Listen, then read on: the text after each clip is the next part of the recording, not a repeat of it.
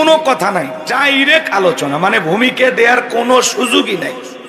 আমি কথা বলবো পবিত্র কোরআনুল কারীমের ৬৭ নাম্বার সূরা, সূরাটির নাম হলো মুলক। বলেন কি নাম? মুলক।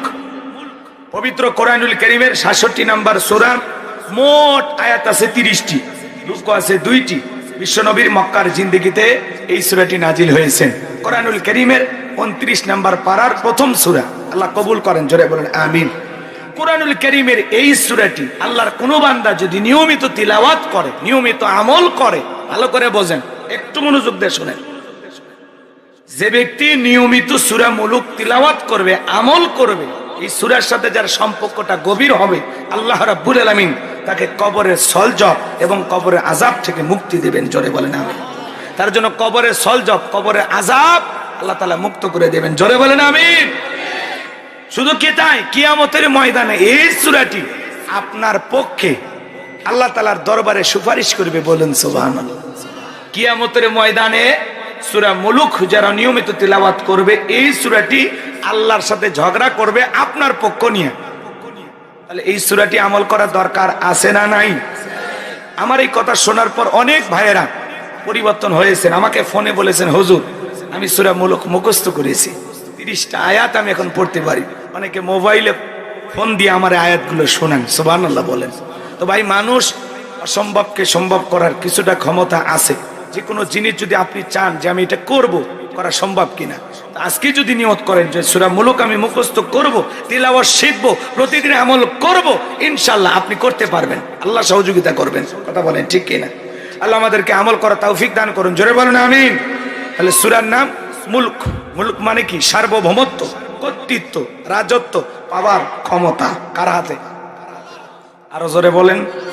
তাহলে কোনো ভূমিকা নাই, ডাইরেক্ট আলোচনা। একটু জবান ছেড়ে সবাই আমার সাথে পড়ুন, আউযু বিল্লাহি মিনাশ শাইতানির রাজীম, বিসমিল্লাহির রাহমানির রহিম। বিতাড়িত মুরদাদ শয়তানের কাছ থেকে আল্লাহ পাকের কাছে আশ্রয় প্রার্থনা চাচ্ছি। পরম করুণা সীম দয়ালু আল্লাহ তাআলার নামে শুরু করছি। আমার আল্লাহ রাব্বুল আলামিন বলেন, তাবারাকাল্লাযী বিয়াদিহিল মুলকু ওয়া হুয়া আলা কুল্লি শাইইন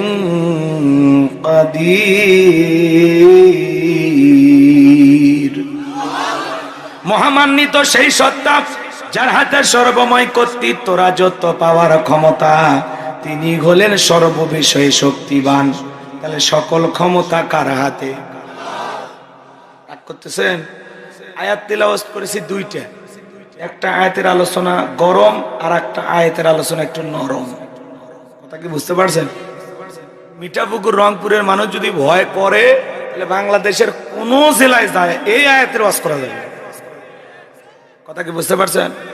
একটু পুরুষের মতো আওয়াজ দিবেন, আওয়াজ দিয়ে খালি সহযোগিতা করবেন, খালি শুরু করতে দেন, সামনে গেলে মজা পাবেন ইনশাআল্লাহ।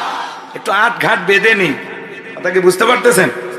আমার ভাইয়ের আল্লাহ রাব্বুল আলামিন বলেন, তাবারাকাল্লাযী বিয়াদিহিল মুলকু ওয়া হুয়া আলা কুল্লি শাইইন কাদির। মহামান্বিত সেই সত্তা যার হাতে সর্বময় কর্তৃত্ব, রাজত্ব, পাওয়ার ক্ষমতা, তিনি হলেন সর্ববিষয়ে শক্তিবান। তাহলে সকল ক্ষমতার একমাত্র মালিক কে? আরো জোরে বলেন কে? আরো জোরে বলেন কে? তাহলে দুনিয়াতে সব জায়গায় রাজত্ব চলবে কার? এদিকে এদিকে সকল ক্ষমতার চাবিকাঠি কার হাতে? আল্লাহর চাইতে বড় ক্ষমতাধর কেউ আছে? আকাশ আর জমিন আল্লাহর চাইতে বড় কেউ আছে? ওয়ালাম ইয়াকুল্লাহু কুফুয়ান আহাদ।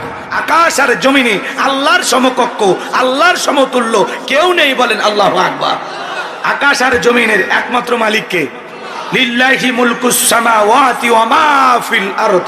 আকাশ আর জমিনের একচ্ছত্র মালিকানা কার? সে আল্লাহ তাআলা বলতেছেন, তাবারাকাল্লাযী বিয়াদিহিল মুলকু ওয়া হুয়া আলা কুল্লি শাইইন কাদির। মহামান্বিত সেই সত্তা যার হাতে সর্বময় কর্তৃত্ব, রাজত্ব, পাওয়ার, ক্ষমতা। তাহলে সকল ক্ষমতার চাবিকাঠি কার হাতে? আরো জোরে বলেন, কার হাতে? ক্ষমতা দেওয়ার মালিক কে?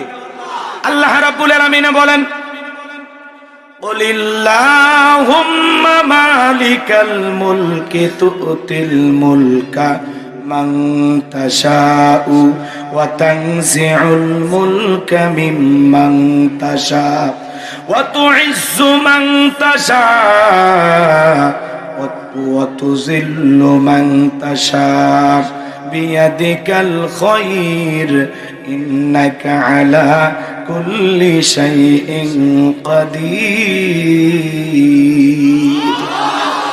আমার আল্লাহ রাব্বুল আলামিন সূরা আলে ইমরানের 26 নম্বর আয়াতে জানায়া দিলেন, রাজত্ব দেওয়ার মালিক আমি আল্লাহ, ক্ষমতা দেওয়ার মালিক কে? কেড়ে নেওয়ার মালিক কে? সম্মানিত করার মালিক কে? ওয়াতুইজ্জু মান তাশাউ ওয়া তুযিল্লু মান তাশা। সম্মানিত করার মালিক কে? লাঞ্ছিত করার মালিক কে? বিয়াদিকাল খায়র, সকল কল্যাণের চাবিকাঠি কার হাতে? আরো জোরে বলেন, কার হাতে? ভালো করে বুঝবেন কথাগুলো।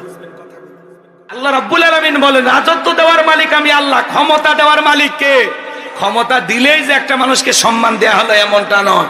ক্ষমতা সম্মান দুইটা ভিন্ন জিনিস। কাউকে আল্লাহ ক্ষমতা দিয়ে সম্মানিত করে, কথা বোঝেন নাই? এমনও মানুষ আছে এই দুনিয়ার জমিনে, তারা সম্মানিত হয় যারা ক্ষমতার চেয়ারে বসে আদল ইনসাফ প্রতিষ্ঠিত করে, ন্যায় বিচার কায়েম করে, মানুষের অধিকার প্রতিষ্ঠিত করে, ইসলামের কল্যাণে, মানবতার কল্যাণে এই দুনিয়ার জমিনে কাজ করে। তারা ক্ষমতাও পায়, সম্মানও পায়, কথা বলেন ঠিক কিনা? আবার এই দুনিয়ার জমিনে এমনও মানুষকে আল্লাহ ক্ষমতা দেওয়ার পরেও লাঞ্ছিত করেছেন, কথা বলেন ঠিক কিনা? দুনিয়ার জমিনে দাম্ভিক অনেক শাসককে, দুনিয়ার জমিনের অনেক নেতাকে আল্লাহ রাব্বুল আলামিন লাঞ্ছিত করে বিদায় করেছেন, অপমানিত করে বিদায় করেছেন, কথা বলেন ঠিক কিনা? নমরুদের নাম আপনারা শুনেছেন। জুতার বাড়ি খাওয়ায়া, ল্যাংড়া মশার কামড় খাওয়া দুনিয়ার জমিন থেকে আল্লাহ বিদায় করেছেন, কথা বলেন ঠিক কিনা? এই বর্তমান পৃথিবীতে আমরা শ্রীলঙ্কার দিকে তাকায়া দেখলাম, জনগণের প্রতি জুলুম অত্যাচার করার কারণে জনগণ নেতার অত্যাচার জুলুম সহ্য করতে না পাইরা নেতার কাপড় খুলে ল্যাংটা করছে। খালি ভাগ্যিস ভালো ওই দিন হাফ প্যান্ট পরা ছিল, তাছাড়া ওইটাও খুলতো, কথা কন ঠিক কিনা?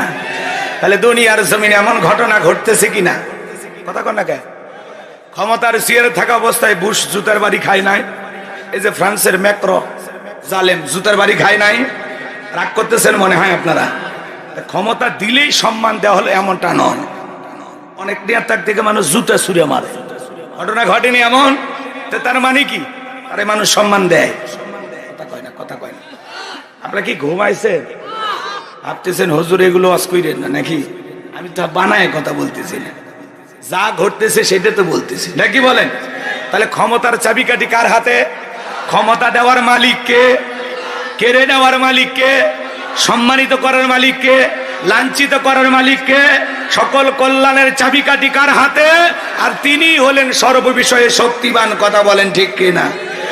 আমার ভাইয়েরা ভালো করে বোঝেন, আল্লাহ রাব্বুল আলামিন বলেন, তাবারাকাল্লাযী বিয়াদিহিল মুলকু ওয়া হুয়া আলা কুল্লি শাইইন কাদির।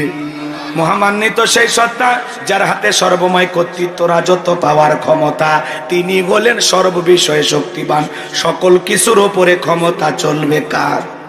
যারা বলে ক্ষমতার উৎস জনগণ, ওরা পান দিয়ে ফুলায়। ক্ষমতার উৎস জনগণ না, ক্ষমতার উৎস কে? আর একটু জোরে কর, ভালো করে বোঝার চেষ্টা করবেন বাজান গো আমার।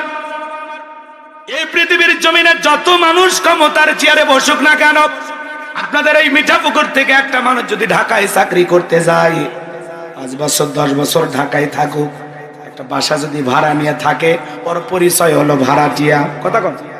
পরিচয় হলো 20 বছর চাকরি করে ঢাকায় থাকলে পরিচয় একটা ভাড়াটিয়া।